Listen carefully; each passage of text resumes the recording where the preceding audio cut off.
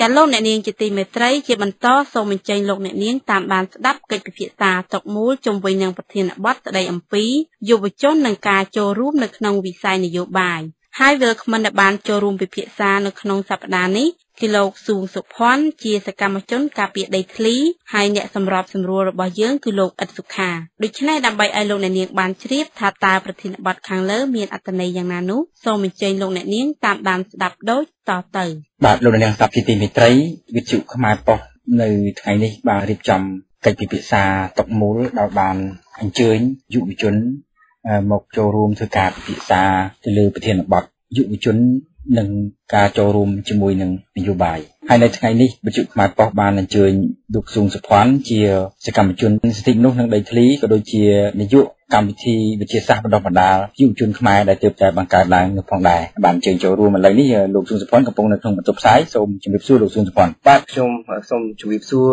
សូមគោរពព្រះធេរានុធរៈគ្រប់ព្រះអង្គហើយសូមជម្រាបសួរដល់យុវជនព្រមទាំងបងប្អូនជនរួមជាតិជាទីគោរពស្រឡាញ់បាទសូមអរគុណលោកស៊ុងសុផាន់នៅក្នុងកិច្ចពិភាក្សាតុកមូលនៅថ្ងៃនេះដែរក៏មានបញ្ញវន្តជានិស្សិតឆ្នាំទី4បានបញ្ចប់ការសិក្សាហើយនៅផ្នែកគ្រប់គ្រងរដ្ឋបាលទូទៅគឺលោកប្អូនហូននឿនក៏បានមានវត្តមាននៅក្នុងបន្ទប់ផ្សាយរបស់វិទ្យុខ្មែរប៉ុស្តិ៍នៅថ្ងៃនេះផងដែរដូច្នេះប្អូនបានចំណាយពេលវេលាមកធ្វើការពិភាក្សា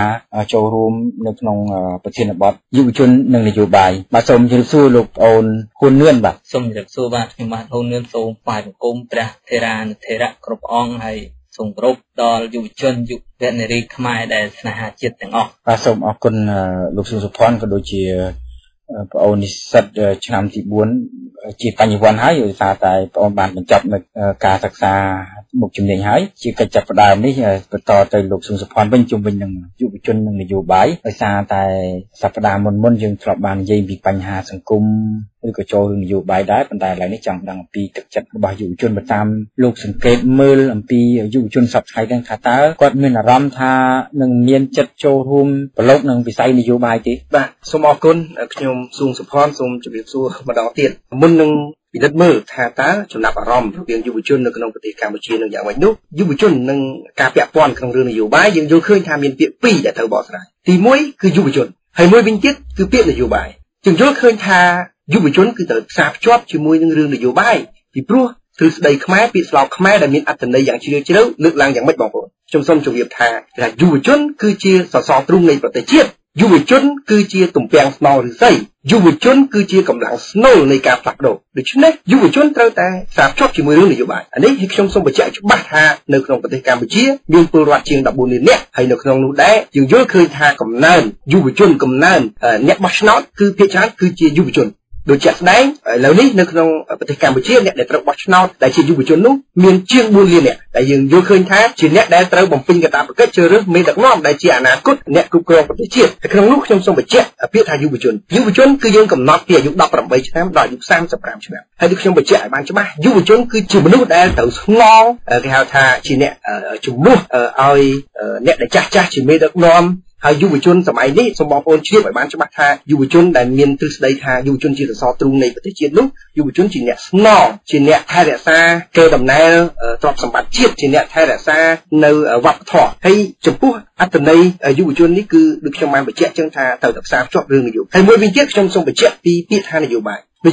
គឺជាកិច្ចការស្រុកទេសរាល់ក្តីកង្វល់ទាំងឡាយណារបស់ប្រជាពលរដ្ឋរាល់ការគិតអំពីបញ្ហាទាំងអស់នៅក្នុងសង្គមវាជារឿងនយោបាយហេតុអីបានជាយើងចាំបាច់លើកប្រធានបទក៏ដូចជាឲ្យយុវជននឹងគិតពីរឿងនយោបាយពីព្រោះដូចខ្ញុំបានបញ្ជាក់អញ្ចឹងថាអ្នកដែលមានឱកាសសម្រាប់ជោគវាសនាប្រទេសជាតិភាគច្រើនជាយុវជនព្រោះយុវជនជាង4លាននាក់ដែលត្រូវទៅសម្រេចចិត្តនៅក្នុងការបោះឆ្នោតជ្រើសរើសមេដឹកនាំដែលជាអ្នកធ្វើឲ្យពលរដ្ឋធ្វើឲ្យយុវជនមានអារម្មណ៍ថាអាហារពីរពេលគ្មានបញ្ហាបាទសំខាន់ណាស់ហើយខ្ញុំសូមបញ្ជាក់ឲ្យបានច្បាស់ថាសម្រាប់បច្ចុប្បន្ននេះយើងយល់ឃើញថាចំនួនយុវជនយ៉ាងច្រើនដែលមិនសូវជាចាប់អារម្មណ៍ឬក៏មិនសូវខ្វាយខ្វល់ពីកិច្ចការស្រុកទេសទេជាពិសេសយុវជនពេលនេះគឺគាត់ឃ្លាតឆ្ងាយពីនយោបាយខ្លាំងមែនទែនដោយសារអីបងប្អូនគោលការណ៍សំខាន់បងប្អូនបានជ្រាបហើយមានអ្នកនយោបាយខ្លះគាត់បានលើកឡើងហើយអានេះវាជាទ្រឹស្ដីរួមមួយនៅក្នុងសង្គមគេថាម៉េចសពថ្ងៃមេដឹកនាំក្រាញ់អំណាចមួយចំនួននោះគឺគាត់ព្យាយាមបង្កើតសកម្មភាព3គេថាធ្វើឲ្យខ្លៅគ្រឿនខ្លាចហើយក្នុងនោះអ្នក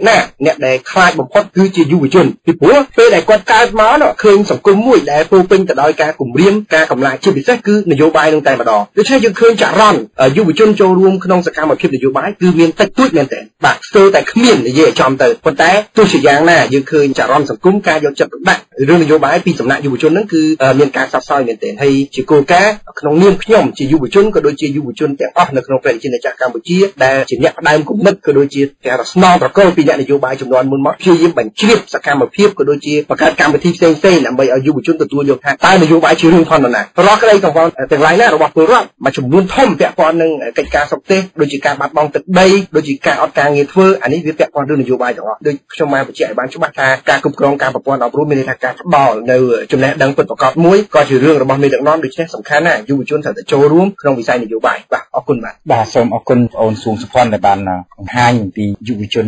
នៅក្នុងការចូលរួមនយោបាយនៅពេលបច្ចុប្បន្ននេះឃើញថាលោកបានលើកហើយថាយុវជននៅពេលបច្ចុប្បន្ននេះហាក់ដូចជាមិនសូវជាបានចូលរួមសស្រាក់សស្រាំជាមួយនឹងស្រុកទេសទេគឺ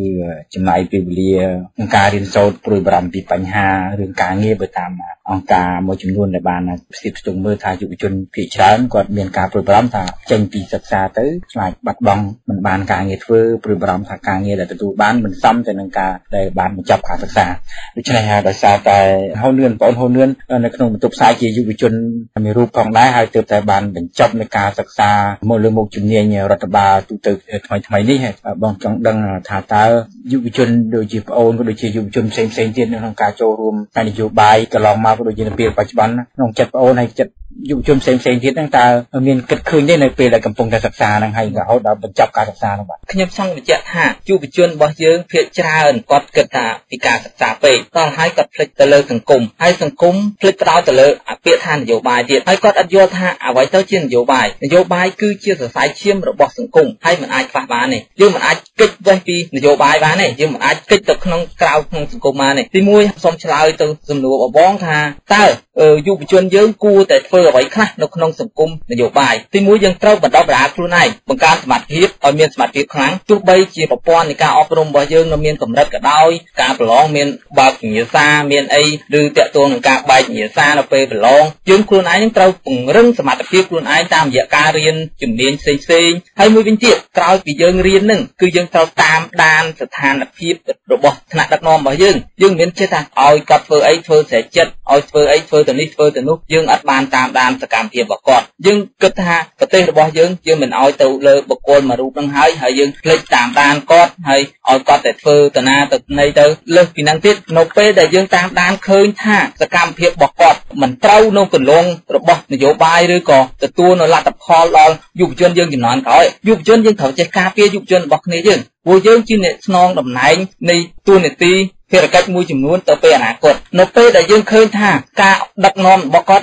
ប្រឆាចនៅគន្លងត្រូវដូចជាការផ្ដល់ដីសម្បត្តិឲ្យទៅគេរាប់សិបឆ្នាំដូចជាការដែលធ្វើអីផ្សេងមួយចំនួនទៀតហ្នឹងយើងឃើញចំណុចហ្នឹងហើយយើងត្រូវរួបរวมគ្នាចងក្រងគ្នាដើម្បីចូលរួមកែតម្រូវសកម្មភាពទាំងនោះនេះគឺជាតួនាទីរបស់យុវជននៅក្នុងវិស័យសង្គមនិងនយោបាយបាទសូមអរគុណក៏ប៉ុន្តែបើតាមអូនកត់សម្គាល់មើលថាយុវជនដែលឃ្លាតឆ្ងាយពីការគិតរឿងស្រុកទេសរបស់ខ្លួននឹងបណ្ដាលមកពីមូលហេតុអីនៅក្នុងសាលាហ្នឹងដូចថានិស្សិតច្បាប់អីបង្រៀនពីផ្លូវច្បាប់ផ្លូវអីចឹងប៉ុន្តែហាក់ដូចជាគាត់មិនខ្វល់ខ្វាយពីរឿងជាតិដោយសារតែមានទំនៀមទម្លាប់ពីចាស់បរមបុរាណមករហូតដល់បច្ចុប្បន្នថាកុំគិតរឿងនយោបាយអីព្រោះស្រុកទេសមានអ្នកដឹកនាំហើយមាននយោបាយគេដឹកនាំហើយចឹងយុវជនរឿងចាត់ទុកជាប្រជាពលរដ្ឋសាមញ្ញធម្មតាទៅបងអូនមានបានគិតចឹងថាហេតុអីបានជាគាត់មកខ្វល់ចឹងហើយដូចជាតាមពាក្យទំនៀមទម្លាប់តាំងពីមុនមកឬចឹងឬយ៉ាងម៉េចបាទទីមួយខ្មែរយើងភាគច្រើនគេហៅថាច្បាប់ទម្លាប់នឹងវាធំទៅជាងច្បាប់ទៀតពីដើមមកអ្នកដឹកនាំរបស់យើងមួយចំនួនគាត់ចេះតែការផ្ទេរពីទួនាទីរបស់យុវជនហ្នឹងគាត់បង្វែរសកម្មភាពឲ្យយុវជនហ្នឹងទៅផ្នែកផ្សេងអត់ឲ្យចេះទទួលខុសត្រូវក្នុងសង្គមបើតាមខ្ញុំពិភាក្សាជាមួយសិស្សនិស្សិតដែលរៀនជាមួយគ្នាគេថាអូរឿងនយោបាយទុកឲ្យអ្នកនយោបាយជាអ្នកធ្វើទៅចំពោះយើងវិញគឺយើងគិតតែកំពេញកាពះឲ្យតែបានអាហារគ្រប់គ្រាន់ទៅប៉ុន្តែគាត់អត់បានគិតមកវិញថាតើដើម្បីឲ្យបានកពេញកាពះពីរពេលហ្នឹងតើគាត់ត្រូវធ្វើអីដើម្បីក្នុងសង្គម ខ្ញុំសូមឧទាហរណ៍ថាឥឡូវបើគាត់អត់បានចូលរួមក្នុងសង្គមគាត់អត់បានជ្រើសរើសអ្នកដឹកនាំល្អដើម្បីការពារផលប្រយោជន៍យុវជនអញ្ចឹងគាត់ក៏អត់ទទួលបានអាលទ្ធផលហ្នឹងដែរបាទសូមអរគុណបងអូនហៅនឿនដែលបានរៀបរាប់អំពីទូនាទីនៃកាតព្វកិច្ចរបស់យុវជនប្រាប់ជូនលោកអ្នកស្ដាប់ដូច្នេះលោកសុសុភ័ណ្ឌមានអីបន្ថែមជុំវិញនឹងយុវជនដែលឃ្លាតឆ្ងាយពីនយោបាយដោយសារតែមានចាស់ទុំក៏បានមានជំនាញបំឡប់មួយថារឿងស្រុកទេមានអ្នកនយោបាយហើយយើងមិនចាំបាច់គិតទេដែលមានការភ័យខ្លាចហើយដូច្នេះហើយបានជាមានយុវជនជាច្រើនទោះបីជានិស្សិតក៏ដោយជានៅសិស្សសាលាធម្មតាក៏ដោយឬក៏នៅតាមជនបទដែរគឺហាក់ដូចជាមិនបានចូលរួមដោយសារតែពាក្យពេចន៍ពីចាស់បុរាណហ្នឹងមកបាទអរគុណតាមពិតទៅខ្ញុំមិនមែនបន្ទោសទៅលើលោកឪពុកអ្នកម្ដាយដែលជាមេដាបិតារបស់កុលបុត្រនិងកុលធីតាទាំងអស់នោះទេប៉ុន្តែខ្ញុំបញ្ជាក់ឲ្យបានច្បាស់ថាចរន្តសង្គមផ្នែកនយោបាយនេះមានការគៀបសង្កត់យ៉ាងធ្ងន់ធ្ងរខ្មែរយើងពីមុនមកគឺបើនិយាយអំពីស្ត្រីត្រូវបានពេលនេះគៀបសង្កត់មែនទេមានន័យថាស្ត្រីមិនអាចទៅទំនាក់ទំនងជាមួយបុរសណាបានពីមុនមកសំបីតែរៀនចេះខ្លាំងបន្តិចហ្នឹងខ្លាចកូនស្រីហ្នឹងចេះសរសេរសបត់មានស្នេហាដូច្នេះខ្លាចកូននឹងខូចហើយខ្ញុំយល់ឃើញមកដល់បច្ចុប្បន្ននេះទង្រៀងខ្លាយតិចពាក់ព័ន្ធនឹងស្ត្រីដែលជាកុលធីតាឬកូនស្រីតំណាងឲ្យនៅក្នុងគ្រួសារមួយប៉ុន្តែយើងវិលមកមើលចរន្តសង្គមដែលគួរឲ្យចាប់អារម្មណ៍ទៅវិញរឿងនយោបាយមកដល់ពេលនេះពុកម្ដាយភាគច្រើនគាត់បានបង្វែរអារម្មណ៍កូនរបស់គាត់បង្ខិតបង្ខំកូនរបស់គាត់ចាក់ស្ដែងសូម្បីតែខ្ញុំក៏ដោយពេលខ្លះត្រូវបានឪពុកម្ដាយហាម5មិនឲ្យធ្វើនយោបាយទេប៉ុន្តែខ្ញុំសូមជម្រាបអស់លោកអ្នកស្ដាប់ព្រមទាំងយុវជននិងបងប្អូនជនរួមជាតិជាទីគោរពស្រឡាញ់ឲ្យបានជឿថាមិនមែនឪពុកម្ដាយទាំងអស់នឹងទូទាំងប្រទេសនឹងមិនចង់ឲ្យកូនធ្វើនយោបាយទេប៉ុន្តែមានមនុស្សមេដឹកនាំនយោបាយមួយចំនួនបានបង្ហាញអំពីរូបភាពមិនប្រក្រតីគឺដូចជាការគំរាមកំហែងការសម្លុតការបាញ់សម្លាប់ដូចបងប្អូនបានជឿហើយពីមុនមកជារឿងមួយកក់ក្ដៅខ្ញុំមិនលើកវែងពេកទេប៉ុន្តែមានពេលថ្មីនេះដូចជាការបាញ់សម្លាប់លោកឈុតវិធីគាត់តែអ្នកការពីប្រៃឈើផងយើងអត់លើកឡើងពីរឿងនយោបាយហើយចាក់ស្ដែងមានអ្នកនយោបាយមួយចំនួនធំត្រូវបានគេបាញ់សម្លាប់គេគំរាមគេចាប់ដាក់គុកអញ្ចឹងចរន្តនៃការបំភ័យបែបនេះអស់លោកអ្នកនយោបាយមួយចំនួនដែលក្រាញអំណាចអស់លោកអ្នកនយោបាយមួយចំនួនព្រមទាំងរដ្ឋបញ្ចូលទាំងរដ្ឋាភិបាលបច្ចុប្បន្នផងគាត់ចង់ឲ្យប្រព័ន្ធនយោបាយការគ្រប់គ្រងរបស់គាត់នៅនឹងតដូច្នេះគាត់បង្ហាញរូបភាពមួយឆេវឆាវគាត់បង្ហាញរូបភាពមួយមានតែគាត់បង្ហាញពីអមនុស្សធម៌គាត់បង្ហាញអំពីគេហៅថាមេដឹកនាំត្រូវមានសិលធម៌ប៉ុន្តែគាត់បង្ហាញអំពីចរិតអមនុស្សធម៌ដល់ពលរដ្ឋហើយបើការបង្ហាញនេះបងប្អូនគឺបង្កប់អត្ថន័យមានន័យថាម៉េចពេលខ្លះគាត់បង្ហាញអំពីភាពឆេវឆាវដើម្បីគំរាមទៅដល់យុវជនទៅដល់ម៉ែយុវជនជួនណាគាត់ដោយសារយុវជ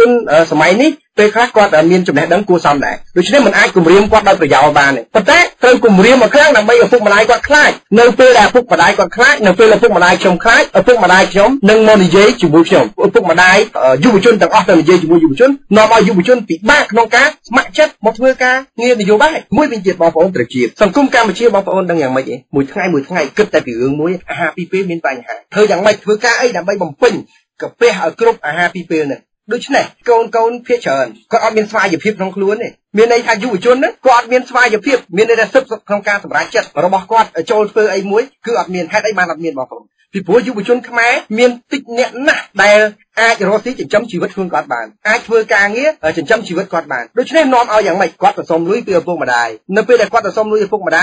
ដាយមានគំនាបគឺការដាក់បញ្ជាអញ្ចឹងនៅពេលដែលទៅសុំលុយឪពុកម្ដាយជំរាបថាប្រសិនបើកូននឹងចង់ធ្វើនយោបាយប្រសិនបើកូនធ្វើនយោបាយមិនត្រូវយកលុយប៉ាម៉ាអានេះគំនាបផ្នែកសង្គមបាទអញ្ចឹងយើងយល់ឃើញថាអ្វីដែលសំខាន់បំផុតយុវជនមិនមែនមិនចង់ចូលរួមក្នុងរឿងនយោបាយទេប៉ុន្តែយើងឃើញមានគំនាបពីអ្នកនយោបាយចំនួនមុនមកគេបំភ័យគេគំរាមគេបន្លាចទៅដើម្បីឲ្យឱកាសក្នុងការចូលរួមផ្នែកនយោបាយពីសំណាក់កូនពលរដ្ឋនឹងមានឱកាសចូលរួមតិចដោយសារឪពុកម្ដាយបង្ខំផងភ័យខ្លាចក្នុងរឿងការកាប់សម្លាប់ផងធ្វើឲ្យឱកាសចូលរួមតិចនាំឲ្យអីគេបងប្អូននាំឲ្យយុវជនដែលជាកូនមេដឹកនាំក្រាញ់អំណាចហ្នឹងមានឱកាសក្នុងការប្រឡូកក្នុងរឿងនយោបាយដូច្នេះគេធ្វើឲ្យកៅអីក្នុងការអង្គុយក្នុងរឿងនយោបាយជាឱកាសរបស់កូនគេអញ្ចឹងឱកាសរបស់កូនរបស់ពលរដ្ឋកូនរបស់យុវជនខ្មែរដែលខ្ញុំលើកឡើងពី18ឆ្នាំដល់35ឆ្នាំហ្នឹងជាង4លានអ្នកហ្នឹងអត់មានឱកាសក្នុងការអង្គុយកៅអីក្នុងរដ្ឋសភានិងព្រឹទ្ធសភាទេឬក៏រដ្ឋាភិបាលទេដូច្នេះហើយគឺជាយុទ្ធសាស្ត្ររបស់មេដឹកនាំសពថ្ងៃទេដែលគេបង្វៀងគេបង្វែរធ្វើឲ្យយុវជនហ្នឹងមិនចាប់អារម្មណ៍ហើយខ្ញុំបញ្ជាក់ឲ្យបានច្បាស់សង្គមនេះតាមពិតទៅ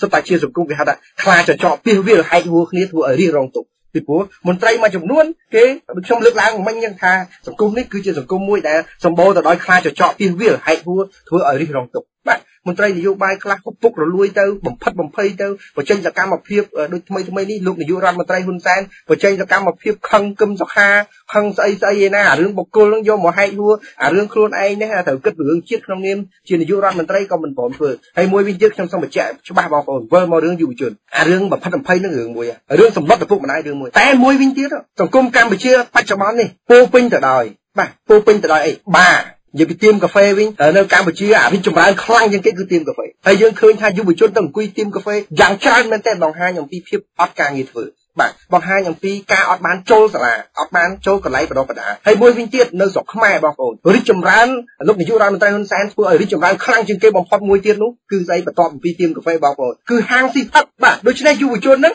ប្របាយអារម្មណ៍យុវជនឲ្យទៅគិតរឿងស៊ីផាក់តូចចិត្តរឿងអាហារពីពេលមានបញ្ហាបាទតូចចិត្តខ្លួនរស់លឺអត់បានអត់អាចបំពេញតម្រូវការរបស់សង្គមបានព្រោះសង្គមកម្ពុជាបងប្អូនជ្រាបទៅថាអ្នកខ្លះលុយស៊ី500ចិត្ត10 20ម៉ឺនមានអ្នកខ្លះហ៊ានជិះឡានដល់30 40ម៉ឺនអញ្ចឹងធ្វើឲ្យយុវជននឹងតូចចិត្តខូចចិត្តរស់លុយបានតិចអត់អាចបំពេញតម្រូវការរបស់ខ្លួនបាននាំឲ្យខូចចិត្តនាំឲ្យទៅផាត់គ្រឿងស្រវឹងនៅពេលនោះគឺយ៉ាងម៉េចគឺគំនិតមេដឹកនាំនឹងធ្វើឲ្យយុវជននឹងឃ្លាតឆ្ងាយពីនយោបាយធ្វើឲ្យកុំចាប់អារម្មណ៍រឿងនយោបាយដូច្នេះសង្គមមួយនឹងត្រូវបានក្រាញ់អំណាចដោយមេដឹកនាំដដែលបាទសូមអរគុណបាទក៏ប៉ុន្តែបើតាមពាក្យស្លោកពីចាស់បរមរានមកថាយុវជនជាទំពាំងស្នងឫស្សីសម្រាប់ស្នងមនុស្សចាស់ដែលចូលនិវត្តន៍ទៅការពារទឹកដីក៏ប៉ុន្តែនៅពេលបច្ចុប្បន្ននេះខ្ញុំដូចជាបានឮពាក្យមួយជុំវិញនឹងពាក្យយុវជននេះថាយុវជនសម័យនេះគឺយុវជនជាទំពាំងស្នងជើងជ្រូកចំណុចកន្លែងនេះថាដូចជាមានមន្ត្រីរដ្ឋាភិបាលមួយចំនួនខ្ញុំមិនបញ្ចេញឈ្មោះនេះបើតាមខ្ញុំយល់ដោយសារតែយុវជនហ្នឹងមិនយល់អំពីបញ្ហាសង្គមហើយគាត់ប្រព្រឹត្តនៅគ្រឿងញៀនឬក៏រំធុងបាសអីមិនយល់យកគ្នាស្រឡាញ់គ្នាវាយគ្នាកាប់ចាក់គ្នាអីចឹងហើយធ្វើឲ្យខាងមន្ត្រីរដ្ឋាភិបាលមួយចំនួនហ្នឹងមើលងាយទៅដល់យុវជនចំណុចកន្លែងនេះដើម្បីជៀសវាងនៅពាក្យប្រមាថមើលងាយដល់យុវជនលោកគួរតែមានមតិយោបល់យ៉ាងម៉េចបាទសូមអរគុណនិយាយចំទៅតូចចិត្តក្នុងនាមជាយុវជនដែរបាទហើយយុវជនទាំងអស់សូមជ្រាបថាអស់លោកមន្ត្រីមួយចំនួនជាអ្នកបង្កហេតុបាទអាហ្នឹងគេហៅថាយុទ្ធសាស្ត្រក្នុងល្បិចទល់មេឃមួយគេហៅស៊ីបាយលៀបវត្តពពែបាទខ្លួនឯងជាអ្នកបង្កើតសមត្ថកម្មហើយអ្នករងគ្រោះដោយសារសមត្ថកម្មបែរទៅជាចោទយុវជនថាជាមនុស្សអត់បានការតាមពិតទៅមិនមែនទេកំអែលអ្នកនយោបាយចំនួនចាស់មួយចំនួនតូចដែលក្រាញអំណាចធ្វើឲ្យយុវជនហ្នឹងពិបាកដូច្នេះអារឿងទ្រឹស្ដីមួយដែលគេលើកឡើងថាយុវជនហ្នឹងជាកំពាំងស្នងជើងជ្រូកកន្លែងនេះគឺគេមើលងាយយុវជនហើយខ្ញុំសូមជម្រាបដល់យុវជនឲ្យបានជ្រាបថាយុវជនទាំងអស់ចូលភ្ញាក់ខ្លួនឡើងបាទគិតឲ្យបានច្បាស់ចំពោះករណីនេះពីព្រោះគេបន្សល់ទុកនៅបញ្ហាយ៉ាងច្រើនបែរជាចោទមកយើងទាំងអស់គ្នាយុវជននឹងជាមនុស្សអត់បានការទៅវិញតាមពិតទៅបងប្អូនខ្ញុំសូមជម្រាបឲ្យបានជ្រាបថាអ្នកខ្លះគេលើកឡើងថាមកពីយុវជននឹងអត់មានចំណេះដឹងមកពីយុវជននឹងគ្មានជំនាញមួយច្បាស់លាស់បានជាគេមិនព្រមផ្ទេរកៅអីនឹងឲ្យទៅយុវជនតែបងប្អូនយុវជនត្រូវជឿថាឪពុកម្ដាយរបស់យុវជនទាំងអស់ត្រូវជឿថាមិនមែនទេរឿងមួយទៀតគឺដោយសារតែចាស់ហ្នឹងគាត់យកជើងរបស់គាត់ចាក់ជាប់បាទចាក់ច្រវាក់ជាប់នឹងកៅអីហ្នឹងអត់ផ្ដល់ឱកាសឲ្យយុវជនធ្វើឲ្យយុវជនហ្នឹងគ្មានឱកាសក្នុងការទៅអង្គុយនៅក្នុងក្រសួងក៏ដូចជារឿងនយោបាយនៅក្នុងប្រព័ន្ធនយោបាយមួយចំនួនហើយខ្ញុំសូមបញ្ជាក់ឲ្យច្បាស់តែទោះជាយ៉ាងណាក៏ដោយខ្ញុំលើកទឹកចិត្តដល់យុវជនយើងនឹងប្រើពាក្យមួយដើម្បីទៅប្រើប្រាស់ជាមួយនឹងមន្ត្រីទាំងអស់នោះគេថាប្រើចិត្តធម៌ប្រឆាំងអមនុស្សធម៌ប្រើគុណធម៌ប្រឆាំងនឹងចិត្តអមនុស្សធម៌អគុណធម៌ណាយើងនឹងប្រើយុទ្ធសាស្ត្របែបហ្នឹងជាពិសេសដូចខ្ញុំជាយុវជនខ្ញុំមិនព្រមឲ្យគេហៅថាត្រីទាំងអស់ហ្នឹងខ្ញុំប្រៀបធៀបទៅនឹងឈើណាមិនអាចយកឈើពុកយកមកឆ្លាក់ធ្វើគ្រឿងសង្ហារឹមល្អបានទេមិនអាចយកឈើពុកមកឆ្លាក់ធ្វើព្រះបានទេបាទដូច្នេះអស់លោកនោះសុទ្ធតែជាឈើពុកអ្នកដែលនិយាយសម្ដីចោទប្រកាន់មកលើយុវជនដែលខ្លួនឯងបានបន្សល់ទុកនៅរឿងយ៉ាងលំបាកយ៉ាងច្រើនពាក់ព័ន្ធនឹងអំពើពុករលួយពីបងប្អូនតែជាចាំរឿងមួយខ្ញុំនៅចាំថាម៉េចទេមានអ្នកខ្លះគេសួរគ្នាថាមន់ហើយនឹងពងនឹងមួយណាកើតមុនបាទមន់កើតមុនឬពងកើតមុនអានេះខ្ញុំមិនវិភាគទេសូមឲ្យបងប្អូនអស់លោកអ្នកស្ដាប់វិភាគទៅកន្លែងនេះអញ្ចឹងយើងយល់ឃើញថារឿងអាក្រក់មួយចំនួនមិនមែនយុវជនទៅកើតមុនចាស់ទេចាស់ជាអ្នកបង្កើតឲ្យបន្សល់ទុករឿងអាក្រក់ឲ្យយុវជនបាទកុំឲ្យចាស់ដូចបងប្អូនជ្រាបហើយនៅពេលនេះទី1អ្នកដឹកនាំខ្ញុំនិយាយអំពីអ្នកដឹកនាំនៅកម្ពុជាសប្តាហ៍ថ្ងៃពេលខ្លះបន្សល់ទុកយ៉ាងម៉េចបន្សល់ទុកទង្វើអាក្រក់ឡើងទូរទស្សន៍ប្រើពាក្យអញឯងដល់ពេលដូច្នេះនាំឲ្យយុវជនតាមមូលដ្ឋានមិនចង់ ពីមុនមកយុវជនចេះរួមគ្នាស្ដាប់ដំបូន្មានរបស់ឪពុកម្ដាយតែទុយទៅវិញមិនបានជួយពលរដ្ឋរបស់ខ្លួនទេជាមេដឹកនាំមួយដែលមិនមែនជាមេដឹកនាំល្អនៅក្នុងប្រព័ន្ធនយោបាយមួយទេធ្វើឲ្យកូនរបស់ពលរដ្ឋនឹងលែងស្ដាប់ឪពុកម្ដាយជក់គ្រឿងញៀនសម្លាប់ឪពុកម្ដាយរបស់ខ្លួនវាយបងប្អូនហើយមួយវិញទៀតយើងឃើញសិលធម៌ធ្លាក់ចុះទៅតាមមូលដ្ឋានក៏ដោយសារតែមេដឹកនាំដែលទម្លាក់កំហុសទៅលើយុវជនដូចគ្នាគេបង្កបញ្ហាឲ្យយុវជននឹងដើរធ្លាក់មានន័យថាខ្ញុំលើកឡើងមួយមានព្រានព្រៃម្នាក់ហ្នឹងគេជីអន្លង់ដើម្បីចាប់ខ្លាបាទនៅពេលដែលខ្លាធ្លាក់ចូលទៅក្នុងអន្លង់ហ្នឹងគេនិយាយណារឿងព្រេងមួយគេថាខ្លាហ្នឹងអត់ភ្នែកខ្លាហ្នឹងអត់មានការវិចារណាហើយដូច្នេះខ្ញុំលើកឡើងនៅពេលនេះគេធ្វើអន្លង់អីលើកបងប្អូនដូចគ្រឿងញៀនសួរថាអ្នកណានាំចូលគឺអ្នកកាន់អំណាចជាអ្នកនាំចូលអ្នកមានសិទ្ធិអំណាចបងប្អូនពលរដ្ឋទូទាំងប្រទេសហ្នឹងតែជាឪពុកម្ដាយរបស់យុវជនហ្នឹងអាចទៅដឹកគ្រឿងញៀនរាប់គីឡូចូលមកបានទេអាចទៅកាប់ឈើបានទេអត់បានទេប៉ុន្តែគេអ្នកយកអារឿងហ្នឹងអាគ្រឿងទាំងអស់ហ្នឹងមកបំពុលយុវជនគេអ្នកយកហ្គេមគេអ្នកយកគ្រឿងអាក្រក់ទំនៀមទម្លាប់បទធម៌អាក្រក់ហ្នឹងយកមកឲ្យយុវជនហើយទម្លាក់កំហុសទៅលើមាតាបិតារបស់យុវជនទម្លាក់កំហុសទៅលើយុវជនថាយុវជនហ្នឹងគឺជាមនុស្សអត់បានការថាយុវជនហ្នឹងជាមនុស្សអត់ប្រយោជន៍មានពេលខ្លះខ្ញុំឃើញមន្ត្រីមួយចំនួនធំនោះរហូតដល់ថ្នាក់យ៉ាងម៉េចគេចាប់យុវជនដែលវាយគ្នានៅតាមមូលដ្ឋានហ្នឹងយកទៅដាក់ប៉ុស្តិ៍គេគៀបយកលុយគេគៀបយកអីអានេះសិតតែជាយុទ្ធសាស្ត្រដែលគេធ្វើឲ្យក្រុមរបស់គេរស់ស្រួលទេគេបង្កើតតាក់ដួងឲ្យខ្មែរខ្លួនឯងហ្នឹងទៅកាត់ឫស្សីដើម្បីខ្ទេចនៅសម័យនោះវិញទេឥឡូវរាល់ថ្ងៃគឺបែបហ្នឹងដូច្នេះសូមបងប្អូនលោកជ្រាបថារឿងយុវជនគឺជារឿងមួយសំខាន់ហើយសូមឲ្យយុវជននឹងចូលរួមក្នុងសកម្មភាពនយោបាយហើយកុំចាញ់បោកមេដឹកនាំនយោបាយចាស់ទៀតទៅគេបង្កើតរឿងដែលធ្វើឲ្យយើងស្មុគស្មាញធ្វើឲ្យឪពុកម្ដាយស្មុគស្មាញបែរទៅជាទម្លាក់កំហុសមកលើយុវជននិងឪពុកម្ដាយទៀតបាទសូមអរគុណបាទអរគុណលោកសុផាន់បាញ់មិញខ្ញុំសួរអំពីយុវជនមួយចំនួនមានការចាប់ប្រកាន់ពីមន្ត្រីរដ្ឋាភិបាលហ្នឹងគឺ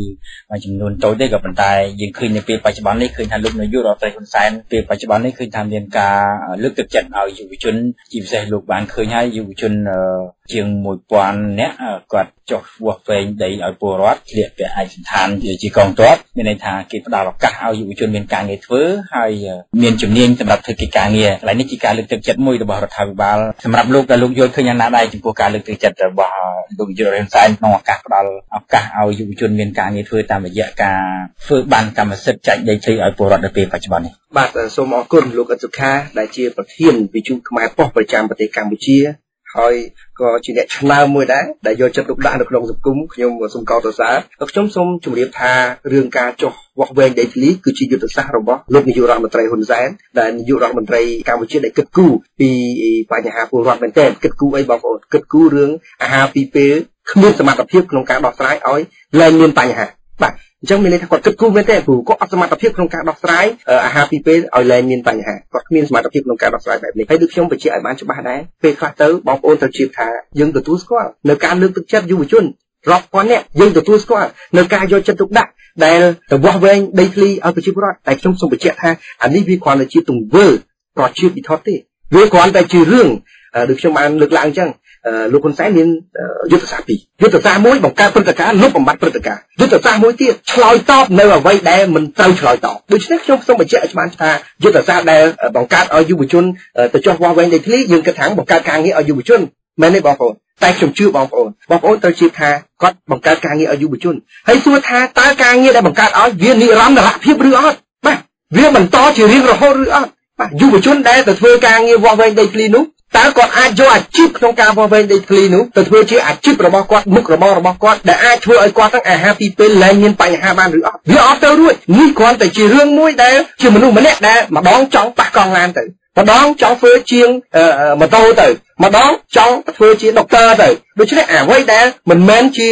រឿងមួយពិតប្រាកដមិនមែនជាជំនាញរបស់គាត់គ្រាន់តែជារឿងសម័យទេហើយខ្ញុំសូមបញ្ជាក់អស់លោកអ្នកស្ដាប់ឲ្យបានជឿថាអ្វីដែលនាយករដ្ឋមន្ត្រីហ៊ុនសែនធ្វើនេះគ្រាន់តែល្អតែរូបភាពខាងក្រៅទេល្អតែរូបភាពខាងក្រៅតែខាងក្នុងវិញបងប្អូនត្រូវជឿថាវាគ្រាន់តែជារឿងមួយធ្វើប្រជាពិធដើម្បីឲ្យឪពុកម្ដាយយុវជននោះដើម្បីទាក់យកយុវជននោះទៅបំរើឲ្យខ្លួនតែប៉ុណ្ណោះហើយខ្ញុំសូមបញ្ជាក់ឲ្យបានច្បាស់មិនត្រឹមតែមិនផ្ដល់គុណប្រយោជន៍ដល់យុវជនទេ បែរទៅជាយ៉ាងម៉េចបងប្អូនទី1ធ្វើឲ្យយុវជនខាតពេលក្នុងការសិក្សាពីព្រោះដូចខ្ញុំបានបញ្ជាក់អង្ការពីសប្តាហ៍មុនអញ្ចឹងយុវជនដែលទៅវាស់វែងដីធ្លីមិនមែនជំនាញរបស់គាត់ដែលធ្វើការនៅក្នុងក្រសួងឬក៏រៀននៅក្នុងសាកលវិទ្យាល័យដែលពាក់ព័ន្ធទៅនឹងនគររូបនីយកម្មនិងសំណង់ទេដែលពាក់ព័ន្ធនឹងការវាស់វែងដូច្នេះយើងយល់ឃើញថាយុវជនមួយចំនួនរៀនខាងច្បាប់ឲ្យគាត់ទៅវាស់វែងអ្នកខ្លះរៀនខាងគ្រប់គ្រងធនធានមនុស្សឲ្យគាត់ទៅវាស់វែងអ្នកខ្លះរហូតដល់រៀនខាងពេទ្យទៅទៀតហើយដាក់ឲ្យគាត់វាស់វែងសួរគាត់ថាពេលដែលគាត់ទទួលបានបទពិសោធន៍ហ្នឹងយកមកធ្វើអីកើតយកមកបន្តមុខរបររបៀបម៉េចដូច្នេះមិនត្រឹមតែមិនផ្ដល់គុណប្រយោជន៍ឲ្យយុវជនទេបែរទៅជាផ្ដល់ការលំបាកឲ្យយុវជនបាត់បង់ឱកាសក្នុងការ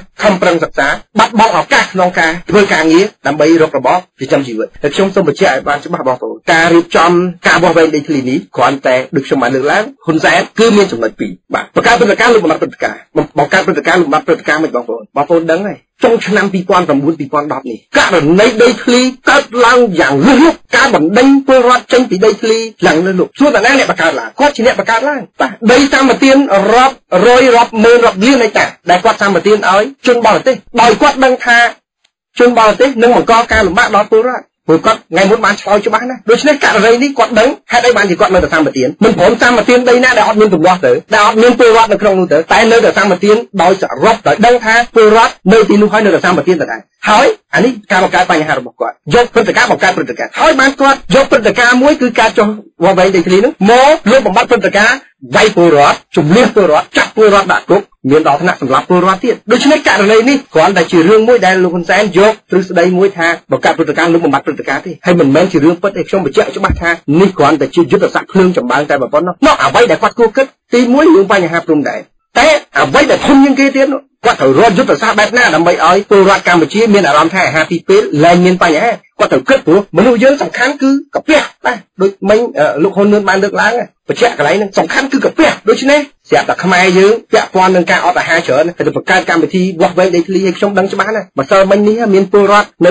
ស្រុកសំពៅលូនខេត្តបាត់ដំបងបញ្ជាក់ខ្ញុំមកច្បាស់ពាក់ព័ន្ធនឹងក្រុមហ៊ុនសួនមានសម្បត្តិដែលទើបតែប្តឹងខ្ញុំថ្មីមេភូមិមេឃុំខុបខិតគ្នាអត់ព្រមវាស់ដីឲ្យពលរដ្ឋទេដោយមានបញ្ជាពីនាយករដ្ឋមន្ត្រីនឹងក៏ដោយអត់ព្រមវាស់ដីឲ្យពលរដ្ឋទេដូច្នេះការខុបខិតនៅតែកើតឡើងហើយបងប្អូនខ្ញុំសូមជម្រាបថាយុទ្ធសាស្ត្រលោកហ៊ុនសែនរឹតតែបង្កបញ្ហាដល់ពលរដ្ឋពីព្រោះនៅក្នុងអត្តន័យនៃការវាស់វែងវារឹតតែបង្កើតបញ្ហាការខុបខិតការកេងប្រវ័ញ្ចការពុករលួយកាន់តែច្រើនឡើងបាទអរគុណបាទសូមអរគុណអូនស៊ុងសុភ័ណ្ឌដែលបានអធិប្បាយយ៉ាងច្រើនជំវិញនឹងយុវជននៅពេលបច្ចុប្បន្ននេះអញ្ចឹងបងអូនហ៊ុននឿនមានអីបន្ថែមជំវិញនឹងនិស្សិតដែ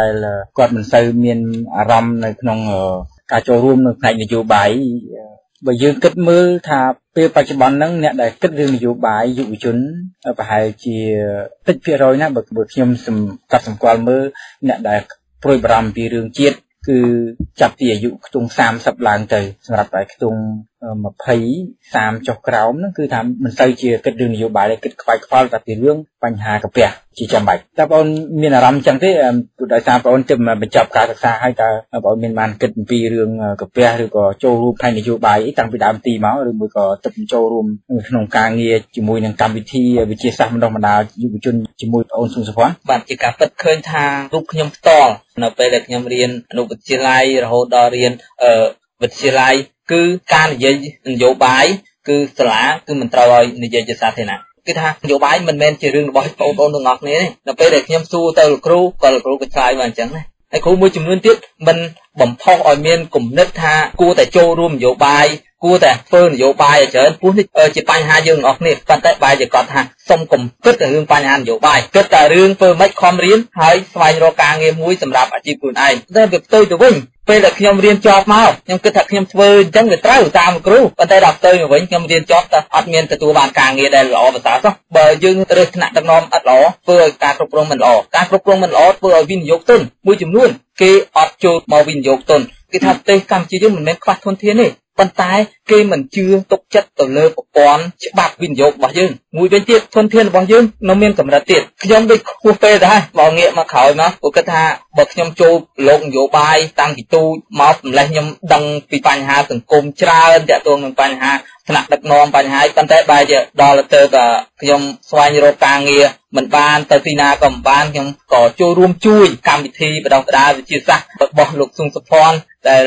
ឥឡូវហ្នឹងខ្ញុំជាអ្នករដ្ឋបាលនៅទីនោះដែរហើយខ្ញុំក៏សូមផ្ដាំផ្ញើដល់សិស្សានុសិស្សក៏ដូចជាយុវជនទាំងអស់កុំគិតថាយើងគិតតែរៀនហើយមិនយល់អំពីនយោបាយហើយយើងទទួលបានផលល្អខ្ញុំមានអារម្មណ៍ភ័យខ្លាចតាក់ទងទៅឆ្នាំ2015នេះយើងនឹងមានសមាហរណកម្មអាស៊ានហើយយុវជនរបស់យើងនឹងមានសមត្ថភាពមិនដល់គេទេបើតាមខ្ញុំគិតទៅប្រព័ន្ធអប់រំរបស់យើងវានៅមានកម្រិតតាំងពីថ្នាក់ក្រោមមកហើយមួយវិញទៀតយើងអត់ដឹងពីស្ថានភាពនយោបាយទេតើស្ថានភាពនយោបាយបច្ចុប្បន្នវាទៅយ៉ាងម៉េចហើយប្រទេសណាដែលគេនឹងវិនិយោគជាមួយយើងបើសិនជាស្ថានភាពនយោបាយយើងបែបណាដូចប្រទេសភូមាឬក៏ប្រទេសអីតើវិនិយោគគិននឹងគេផ្ដោតទៅលើប្រទេសប្រភេទណាយើងអត់បានដឹងអត់បានចូលរួមអញ្ចឹងបញ្ហានយោបាយគឺមិនអាចគេចផុតទេខ្ញុំសូមផ្ដាំផ្ញើទាំងអស់គ្នាថាត្រូវតែចូលរួមហើយចាំបាច់ត្រូវតែចូលរួមនយោបាយទាំងអស់គ្នាបាទសូមអរគុណបងប្អូនហ៊ុនហ៊ឿនដែលបានអធិប្បាយជុំវិញនឹងយុវជននិងសំណុំពរឲ្យមានការចូលរួមគិតគូរដល់ផ្នែកនយោបាយគិតគូរពីរឿងស្រុកទេសនៅក្នុងដំណើរការជាយុវជនទាំងសងស័យសម្រាប់បងអូនស៊ុងសុភ័ណ្ឌវិញចង់ដឹងថាបងអូនកត់សម្គាល់មើលនេះយុវជនឥឡូវនេះអ្នកដែលនិយាយពីរឿងជាតិចាប់ពីខ្ទង់អាយុ30ជាងទៅបានអាចនិយាយរឿងជាតិយល់ដឹងអីច្រើនខ្លះដោយសារតែគាត់ដូចជាចាស់ចិត្តចាស់កំណត់អីចឹងសម្រាប់យុវជនដែលនៅវ័យក្មេងហាក់ដូចជាគាត់មិនបានគិតគូររឿងជាតិទេគិតគូរពីរឿងសបាយច្រើនជាងអាកតាទាំងអស់ហ្នឹងតើមកពីមូលហេតុអីហើយធ្វើយ៉ាងដូចម្តេចដើម្បីឲ្យក្មេងៗចាប់ពី18ដល់25 30ហ្នឹងឲ្យគាត់គិតពីរឿងជាតិទាំងអស់គ្នាតើធ្វើយ៉ាងម៉េចលោកមានអនុសាសន៍យ៉ាងម៉េចបាទសូមអរគុណតាមពិតយើងដឹងទាំងអស់គ្នាហើយក៏មិនចង់លើកអ្វីដែលដដែលដែរមានន័យថាយើងគិតអំពីយុវជននៅក្នុងប្រទេសកម្ពុជាមានច្រើនបើអ្នកចូលរួមក្នុងការបោះឆ្នោតវាមានដល់ទៅ4លានអ្នកជាងឯណោះហើយយើងយល់ឃើញថាយុវជនមិនសូវយកចិត្តទុកដាក់រឿងនយោបាយនិងកិច្ចការស្រុកទេយើងនិយាយពីមូលហេតុហើយទើបនិយាយអំពីយុទ្ធសាស្ត្រថាធ្វើម៉េចដើម្បីទាញឲ្យយុវជនហ្នឹងយកចិត្តទុកដាក់ក្នុងរឿងនយោបាយទីមួយយើងនិយាយមូលហេតុធំរឿងមួយដែលធំបំផុតបងប្អូនមានចាំទេថាសប្តាហ៍ថ្ងៃមានប្រទេសមួយដែលកំពុងតែចង់ឆក់យកទឹកដីយើងចង់ឆក់យកទឹកដីខ្មែរដែលប្រទេសមួយនោះត្រូវបានត្របាក់យកទឹកដីចម្ប៉ារួចទៅហើយទឹកដីចាមរួចទៅហើយក៏បានត្របាក់យកទឹកដីកម្ពុជាក្រោមផងដែរដែលត្រូវបានយក60ឆ្នាំទៅហើយនោះដូច្នេះយុទ្ធសាស្ត្ររបស់គេដែលគេបញ្ជូនឬក៏គេបណ្ដប់លើមេដឹកនាំខ្មែរមួយចំនួននោះធ្វើយ៉ាងម៉េចឲ្យយុវជនដែលជាពន្លកដែលជាទំពាំងស្នងឫស្សីសសរទ្រូងនៃប្រទេសជាតិអាលួយយុទ្ធសាស្ត្រគេគឺបែបនេះធ្វើម៉េចបង្កការលំបាកបង្កភាពស្មុគស្មាញបានលើកឡើងមុននេះមានលបែងស៊ីសងស្រីញីបាទភាពគ្រឿនក្នុងសង្គមហើយនឹងការតូចចិត្តរឿងអាហារពីពេលមានបញ្ហាដូច្នេះយើងយល់ឃើញថាអានេះគឺជាល្បិចរបស់ចចកជាល្បិចរបស់ខ្លាដែលជាកញ្ចក់របស់គេនោះដែលគេដាក់នៅក្នុងប្រទេសកម្ពុជាបង្វិបំពួកយុវជនហ្នឹងកុំឲ្យគិតរឿងនយោបាយកុំឲ្យគិតរឿងខ្លួនឯងគិតតែអាហារពីពេលមានបញ្ហាតែខ្ញុំសូមបញ្ជាក់ឲ្យបានច្បាស់ថាសម្រាប់យុវជនកម្ពុជាមកដល់ពេលនេះការចូលរួមក្នុងរឿងនយោបាយគឺពិបាកក្នុងការទទួលស្គាល់មែនទេគឺធ្វើឲ្យយើងមានអារម្មណ៍ទាំងអស់គ្នាថាប្រទេសកម្ពុជានឹងទទួលរងគ្រោះថ្នាក់នៅពេលខាងមុខយើងមើលឃើញអំពីចរន្តសង្គមផ្នែកនយោបាយបែបហ្នឹងសង្គមកម្ពុជានឹងរងការគ្រោះថ្នាក់នៅពេលខាងមុខហើយខ្ញុំបានបញ្ជាក់ឲ្យច្បាស់ឲ្យបងប្អូនយុទ្ធសាស្ត្រយួនមិនមែនជារឿងធម្មតាទេយុទ្ធសាស្ត្រយួនបងរៀនកូនរបស់យួនពីយុទ្ធសាស្ត្រច្រេះស៊ីដែកពីយុទ្ធសាស្ត្របាទដើមជ្រៃឲ្យចេះក្រេបបញ្ជក់លើគេតែក៏មានយុទ្ធសាស្ត្រមួយដើម្បីបញ្ជ្រាបឲ្យមេដឹកនាំដែលជាបណ្ដាញរបស់យួនមកចូលក្នុងស្រុកខ្មែរក្រេបបញ្ជក់ឲ្យយុវជនខ្មែរហ្នឹងបង្រៀនយុវជនខ្មែរកុំឲ្យស្គាល់អំពីកិច្ចការស្រុកទេសកុំឲ្យចូលរួមក្នុងការងារនយោបាយអានេះជាយុទ្ធសាស្ត្ររបស់គេបញ្ចូលគ្រឿងញៀនបញ្ចូលអីមកឲ្យយុវជនហ្នឹងភ្លេចគិតរឿងហ្នឹងហើយខ្ញុំសូមជម្រាបបានច្បាស់បងប្អូនសូមអង្វរដល់យុវជនកុំដាក់កំហុសលើខ្លួនឯងកុំមានអារម្មណ៍ថាខ្លួនឯងអត់ការងារដោយសារតែកំហុសខ្លួនឯងហើយសូមលោកឪពុកអ្នកម្ដាយរបស់កុលបុត្រកុលធីតាកុំដាក់បន្ទុកទៅលើកូនរបស់ខ្លួនថាកូនរបស់ខ្លួនគ្មានសមត្ថភាពក្នុងការធ្វើការនេះធ្វើការនោះសូមជម្រាបហើយសូមទទូចយ៉ាងដាច់អហង្ការពីខ្ញុំស៊ូងសុភ័ណ្ឌសូមជម្រាបថាកុំដាក់កំហុសទៅលើកូនកុំរករឿងកូនលើកទឹកចិត្តកូនទៅពីព្រោះរឿងវិវត្តទាំងអស់នេះគឺជារឿងរបស់មេដឹកនាំនយោបាយជាអ្នកមានបំណងដែលមានយន្តនៅពីក្រោយខ្នងដែលមានជនបរទេសនៅពីក្រោយខ្នងធ្វើឲ្យខ្មែរយើងវិវត្តធ្វើឲ្យយុវជនវិវត្តព្រោះគេដឹងថាពេលដែលយុវជនជាទំពាំងស្ទងរស្មីខ្លាំងនាំឲ្យទឹកដីនេះពិបាកយកសម្បូរអ្នកចេះដឹងទៅរឿងអីដែលអាចយកបានសម្បូរអ្នកស្នេហាជាតិដូច្នេះមិនអាចយកទៅបានចឹងគេធ្វើឲ្យទំពាំងរលួយគេធ្វើឲ្យសសរទ្រូងនៃប្រទេសជាតិជំនួសដោយសសរកន្ទៀងខេតមកវិញជាសសរពុកផុយដូច្នេះគេស្រូចទឹកអាស៊ីតធ្វើឲ្យឈើនឹងធ្វើឲ្យដែកនឹងពុកផុយដែលដែកឈើនឹងជាយុវជនធ្វើឲ្យគេងាយស្រួលក្នុងការតាក់ទាញយកហើយខ្ញុំលើកអំពីយុទ្ធសាស្ត្រដែលធ្វើយ៉ាងម៉េចដើម្បីជំរុញឲ្យយុវជននឹងគាត់ចូលរួមក្នុងកម្មវិធីនយោបាយជាទូទៅយើងបានបង្កើតកម្មវិធីវិទ្យាសាស្ត្របណ្ដុះបណ្ដាលយុវជនហើយពីព្រោះថានៅក្នុងនោះដូចខ្ញុំបញ្ជាក់ចឹងខ្មែរយើងអត់បានគិត ទិសដៅវែងឆ្ងាយទេតាំងពីដើមមកមានន័យថាគឺយើងមើលឃើញអ្វីតែបច្ចុប្បន្នអត់បានមើលឃើញអ្វីដែលជាចក្ខុវិស័យឬទស្សនវិស័យសម្រាប់ពេលខាងមុខអត់បានត្រៀមយុវជនក្នុងរយៈពេលខាងមុខទេជាក់ស្ដែងនយោបាយខ្មែរយើងមួយចំនួនគាត់តែចង់ចាប់យកអ្វីដែលងាយយុវជនដែលមានស្រាប់នោះគាត់ចាប់យកតែគាត់អត់បានបណ្ដុះក្មេងពីទូចមកដូចខ្ញុំបញ្ជាក់កាលពីសប្តាហ៍មុនយើងត្រូវបណ្ដុះក្មេងដែលមានអាយុ13ឆ្នាំ14ឆ្នាំពេលនេះអត់ទាន់ដល់ពេលបោះឆ្នោតគាត់អត់មានសិទ្ធិបោះឆ្នោតមែនតែ5ឆ្នាំ6ឆ្នាំក្រោយនាំឲ្យគាត់មានសិទ្ធិបោះឆ្នោតហើយយុវជនឬក្មេងៗដែលមានអាយុ13ឆ្នាំឬ14ឆ្នាំនេះគឺគាត់អត់ទាន់ទទួលបានការវាយលុកទៅលើខួរក្បាលពាក់ព័ន្ធនឹងសង្គមដែលដឹកនាំដោយលោកហ៊ុនសែនអ្នកក្រាញ់អំណាចសពថ្ងៃទេដូច្នេះធ្វើឲ្យខួរក្បាលគាត់ទូលាយអញ្ចឹងនៅពេលដែលយើងក្តោបគាត់យកមកបណ្ដុះបណ្ដាលក្តោបគាត់ឲ្យយល់ដឹងអំពីកិច្ចការសព្វទេក្តោបគាត់ឲ្យយល់អំពីនយោបាយធ្វើឲ្យគាត់នៅពេលដែលធំលែងនៅណាហាមស្ដាប់អញ្ចឹងគាត់នឹងចូលរួមក្នុងការងារនយោបាយយ៉ាងច្រើនបំផុតអញ្ចឹងទាមទារឲ្យយើងត្រូវតែបណ្ដុះបណ្ដាលពួកគាត់ឲ្យបានច្រើនបំផុតពាក់ព័ន្ធបញ្ហាអញ្ចឹងធ្វើឲ្យពួកគាត់នឹងមកចូលរួមក្នុងសកម្មភាពនយោបាយយ៉ាងច្រើនបំផុតតែពេលនេះវាស្ទើរតែហួសពេលកែប៉ុន្តែមិនមែនមានន័យថាអត់មានយុទ្ធសាស្ត្រក្នុងការកែទេគឺត្រូវចាប់អារម្មណ៍ទៅលើពន្លកក្មេងៗទៅលើពន្លកយុវជនដែលគាត់មិនទាន់ទទួលបានកំអែចាស់ពីព្រោះពេលខ្លះបងប្អូនដៃខ្លះដែលវាជ្រេះហួសហេតុទៅហើយនោះគឺយើងខាត់យើងសម្អាតមិនបានទេវាមិនអស់កំអែចាស់ហ្នឹងទេដូចផ្នត់គំនិតចាស់មួយចំនួនរឿងកុម្មុយនីសចឹងគឺមិនអាចលុបបំបាត់ចោលបានទេប៉ុន្តែសម្រាប់ក្មេងៗដែលជាពន្លកសកលក្រោយត្រូវឲ្យបញ្ចូលមុនអាគមទៅគាត់អារម្មណ៍ទៅគាត់ត្រូវឲ្យគាត់គិតអំពីកិច្ចការសុខទេសវាងាយហើយយើងអាចចាប់ផ្ដើមឲ្យគាត់បង្វែរមកគាត់ឲ្យមកចាប់ការងារសុខទេសហើយមួយវិញទៀតចាស់ដែលគាត់ទទួលកំអែលគុំកំអែលនៃការគៀបសង្កត់មិនត្រូវបានកាត់បន្ថយធ្វើឲ្យយុវជនដែលជំនួសខ្លាយទៅជាពុកម្ដាយគេនឹងធ្វើឲ្យគាត់យល់ដឹងអំពីកិច្ចការសុខទេសគាត់លែងហាមកូនគាត់ឲ្យធ្វើការងារនយោបាយពីព្រោះគាត់ដឹងថាការងារនយោបាយគឺជារឿងរបស់គាត់អាហារពីពេលមានបញ្ហាដោយសារអ្នកនយោបាយដូច្នេះនាំឲ្យកូនគាត់ខ្លួនគាត់ចាប់អារម្មណ៍រឿងនយោបាយធ្វើឲ្យគម្លាតនៃការគិតពីអាហារពីពេលមានបញ្ហានិងតម្រូវការផ្សេងទៀតលែងគិតសង្កត់លើខ្លួនគាត់ធ្វើឲ្យគាត់មានជីវភាពទូទីបាទសូមអរគុណបាទសូមអរគុណលោកសុភ័ណ្ឌដោយសារតែពេលវេលាយើងបានដល់ទីបញ្ចប់ហើយក្នុងកិច្ចពិភាក្សានៅថ្ងៃនេះសូមអរគុណមុនបញ្ចប់សូមអរគុណលោកសុភ័ណ្ឌដែលបានធ្វើការពិភាក្សាជាមួយនឹងយុវជនក៏ដូចជាការលើកបញ្ហាយុវជននៅក្នុងពេលបច្ចុប្បន្ននេះក៏ដូចជាការជំរុញនិងផ្ដល់ជាគំនិតយោបល់ជំរុញឲ្យយុវជនចូលរួមនៅក្នុងវិស័យនយោបាយហើយសូមអរគុណលោកប្អូនហូននឿនជា